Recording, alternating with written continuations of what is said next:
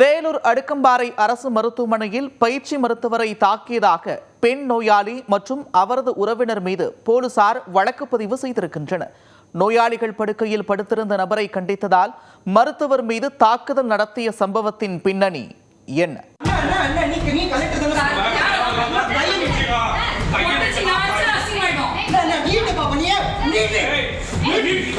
பெண் நோயாளியை காண வந்த நபர் பெண்கள் வார்டில் படுக்கையில் படுத்ததாக மருத்துவர் கண்டித்துள்ளார். வாக்குவாதம் முற்றி கைகலப்பில் முடிய மருத்துவரை தாக்கிய பெண் நோயாளி மற்றும் அவரது உறவினர் மீது போலீசார் எடுத்த நடவடிக்கையின் பின்னணி என்ன? வேலூரை அடுத்த சாத்துமதுரை பகுதியைச் சேர்ந்தவர் 36 வயதான சுபா. சிறுநீரக தொற்று காரணமாக கடந்த 7 நாட்களாக வேலூர் அடுக்கம்பாறை அரசு மருத்துவமனையில் உள்நோயாளியாக அனுமதிக்கப்பட்டு சிகிச்சை பெற்று வந்தார்.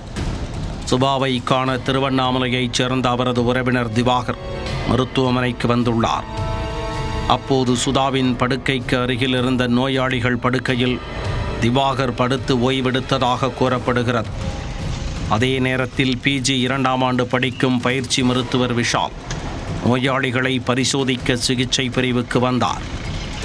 பெண்கள் வார்டில் ஆண் ஒருவர் படுத்திருப்பதை பார்த்த மருத்துவர் விஷால் திவாகரை கண்டித்துள்ளார். இது பெண்களுக்கான வார்டு, ஆண்கள் உள்ளே வரக்கூடாது என கூறிய மருத்துவர் திவாகரை வெளியே செல்லுமாறு கூறியுள்ளார்.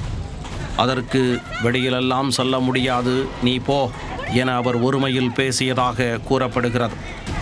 இதனால் மருத்துவருக்கும் திவாகருக்கும் வாக்குவாதம் முற்றியுள்ளது.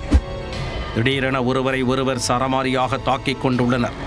அப்போது நோயாளி சுபா காலணியால் மருத்துவரை தாக்கியுள்ளார்.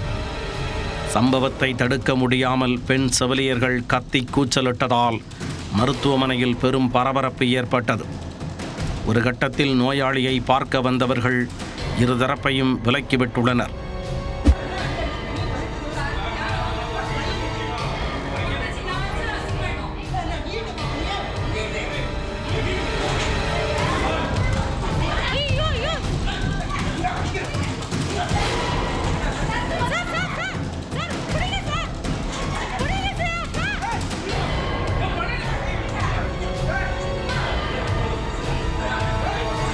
பின்னர் சம்பவம் தொடர்பாக மருத்துவமனை நிர்வாகம் தகவல் கொடுத்து வேலூர் போலீசார் மருத்துவமனைக்கு வந்தனர்.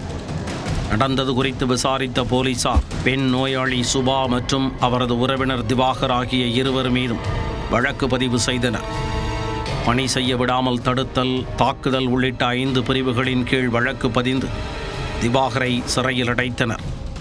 உடல்நலம் சரியான பின்னர் பெண் நோயாளி சுபாவும் போலீசில் கைதாக உள்ளார். இது குறித்து பாதிக்கப்பட்ட நோயாளி சுபா கூறுகையில், தன்னை காண வந்த உறவினரை மருத்துவர் ஒருமையிலும் அவதூறாகவும் பேசியதாக குற்றஞ்சாட்டினார். அதை தட்டி கேட்ட தன்னையும் மருத்துவர் தகாத வார்த்தைகளால் பேசியதாக கூறினார். மேலும் மருத்துவர் தான் முதலில் தாக்கியதாகவும் அதன் காரணமாகவே மருத்துவரை தாங்கள் தாக்கியதாகவும் சுபா தெரிவித்தார். மருத்துவரை பெண் நோயாளியும் அவரது உறவினரும் சரமாரியாக தாக்கிய சம்பவம் பெரும் அதிர்வுகளை ஏற்படுத்தியுள்ளது.